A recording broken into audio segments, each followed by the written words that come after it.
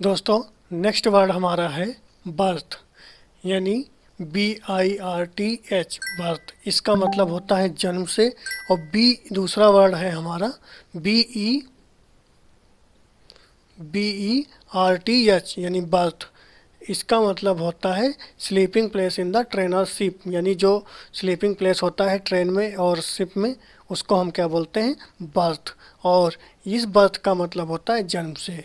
जैसे कि और दोनों का दोस्तों पार्ट ऑफ स्पीच की बात करें अगर, तो इसका भी पार्ट ऑफ स्पीच नाउन है और इसका भी पार्ट ऑफ स्पीच नाउन है। ये जैसे कि एग्जांपल की बात करें दोस्तों, तो दिस इज नॉट, यह नहीं है, बर्थ, ये बर्थ मतलब जन्म, बर्थ प्लेस यानी जन्म स्थान, ऑफ बुद्धा मतलब बुद्धा का यह जन्म स्थान नहीं है। अगर दूसरे एग्जाम्पल की बात करें तो क्या बता रहा है, the baby the baby weight 3 kilo at birth, यानी बच्चे का जन्म था 3 किलो एट बर्थ, यानी बच्चे का जन्म जो था, बच्चे का जन्म के समय जो वेट था वो कितना था, 3 किलो। और इसका एग्जाम्पल की बात करें, Anil was present at the birth, यानी अनिल प्रेजेंट उपस्थित था जन्म के समय ऑफ बोथ ही चिल्ड्रेन, अपने बच्चे के साथ। बच्चा और अनिल दोनों उपस्थित थे किस समय, जन्म के समय। अगर इस बर्थ की बात करें, BERTH, बर्थ यानी स्लीपिंग प्लेस, यानी जो हमारा ट्रेन या शिप में जो स्लीपिंग प्लेस होता है उसको हम बर्थ बोलते हैं। और अगर इसके एग्जांपल की बात करें, आई हैव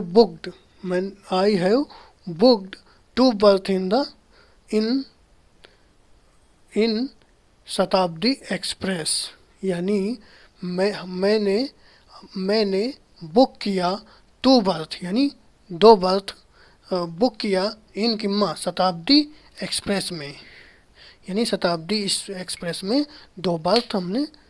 और जो जैसे कि दो ट्रेन के जो है वो होते हैं, इधर होता है एक इधर होता है, इसको हम बर्थ बोलते हैं। तो ये बर्थ आमने सामने होते हैं जिस पे हम बैठते हैं लेटते हैं, इसको हम बर्थ बोलते हैं। यानी ये क्या कह रहा है, I have booked to berth in Shatabdi express, यानी हमने दो बर्थ बुक किए। और दूसरा अगर देखें example, water and electricity are supplied at each berth, यानी वाटर यानी पानी और इलेक्ट्रिसिटी यानी बिजली आर सप्लाइड की जाती है एट ईच बर्थ, यानी प्रत्येक बर्थ में सप्लाई किसकी होती है, वाटर और इलेक्ट्रिसिटी की। उम्मीद है कि दोस्तों समझ में आया होगा। और दोस्तों, अगर आप लोगों को ये अच्छा लग रहा हो तो प्लीज़ वीडियो को लाइक ज़रूर करिएगा। और हाँ, जो लोग चैनल सब्सक्राइब नहीं किए तो प्लीज़ सब्सक्राइब भी कर लें। और उम्मीद है कि बर्थ और बर्थ में आपको डिफरेंसेस पता चल गया होगा कि ये भी बर्थ इसका मतलब होता है जन्म से, और इस भी बर्थ का मतलब होता है sleeping place in the train और शिप से। और इसमें डिफरेंस बस इतना होता है कि BERTH होता है, BIRTH होता है। दोस्तों नोट डाउन कर लीजिएगा।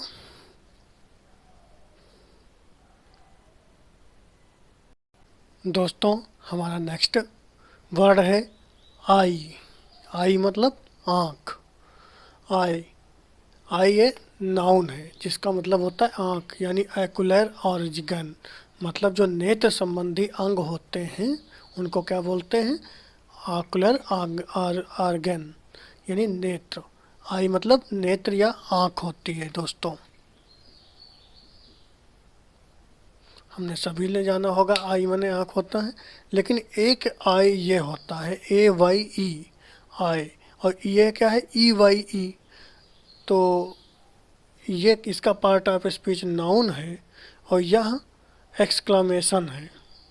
एक्सक्लामेशन मतलब दोस्तों हालांकि जो हमारा जो पढ़े होंगे पिछली क्लास में ग्रामर में, तो उनको हम बताए थे। एक्सक्लामेशन वो होते हैं जैसे हमारे इमोशन, मतलब जब कोई चीज़ हम अजीबोगरीब देखते हैं या विचित्र होती है या कुछ मतलब कुछ अच्छा लगता है, तो अंदर से एक भावना, एक फीलिंग्स आती है, अंदर से एक आवाज़ आती है। उस एक्सप्रेशन यानी इमोशन को जो हम व्यक्त करने के लिए जिस वर्ड का प्रयोग करते हैं, वो वर्ड को क्या कहते हैं? एक्सक्लामेशन। दोस्तों ये क्या है? आई एक एक्सक्लामेशन है। इसका मतलब होता है हाँ, यानी आई मीन्स हाँ, यस या हाँ होता है। लेकिन ये दोस्तों वर्ड अपने वहाँ यूज नहीं करते हैं। इसका word use in some dialect of British English, मतलब कि कुछ इंग्लिश जो बोली जाती है जो ब्रिटिश में, यानी ब्रिटिश में जो ब्रिटिश लोग जो इंग्लिश बोलते हैं, वो लोग आई ओ का प्रयोग करते हैं। लेकिन दोस्तों हम यहाँ पर समझते हैं ई वाई ई, आई माने आँख होता है जिसका पार्ट ऑफ स्पीच नाउन है। और अगर इसका एग्जाम्पल की बात करें तो her eyes are very beautiful, यानी उसकी आँखें बहुत सुंदर हैं।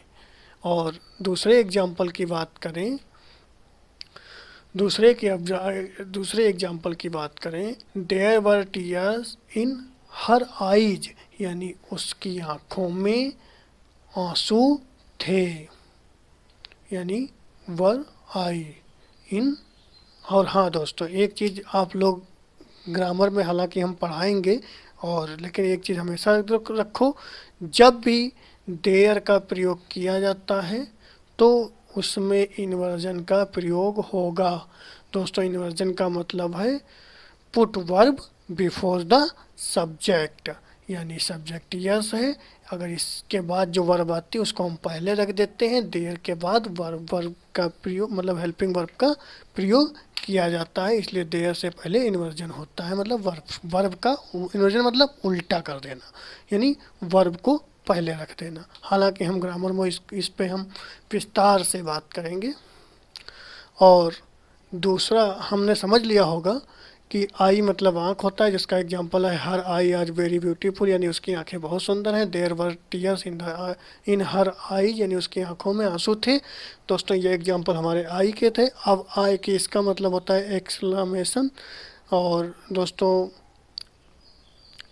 इसका प्रयोग ब्रिटिश इंग्लिश में किया जाता है। और अगर इसके एग्जाम्पल की बात करें कि वो लोग कैसे यूज करते हैं, तो डिड यू सी, क्या आपने देखा, व्हाट हैपेंड, जो कुछ घटित हुआ, यानी कोई भी व्यक्ति, किसी, जैसे हम हैं आप हैं, अगर हम आपसे कुछ बोलें did you see what happened, यानी क्या आपने देखा था और आप हमारे साथ उपलब्ध थे, तो वहीं पर आप क्या, मतलब अगर ब्रिटिश कोई होगा तो वो क्या बोलता है? ओ आई, मतलब ओ आई यस, हम देख, मतलब हाँ हाँ देखा था यार, बहुत, मतलब जैसे अगर कुछ सैड वाला रहा होगा तो यानी वो बड़ा ओह करा, मतलब कि हाँ यार बड़ा दुखद था यार, वो एक्सीडेंट हो गया या कुछ हो गया, तो कहते हाँ यार देखा था। और आई वॉज देयर, मतलब मैं वहीं था और वो चीज़, हाँ, घटना हमारे सामने घटित हुई थी। तो यहाँ पर ओह का अगर दे दिया तो यानी वो सैड फीलिंग है।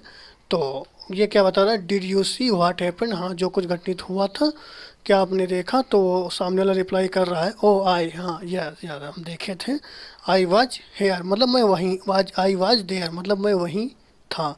और दूसरा एग्जांपल देखें, डू यू रिमेंबर, यानी तुमको क्या याद है?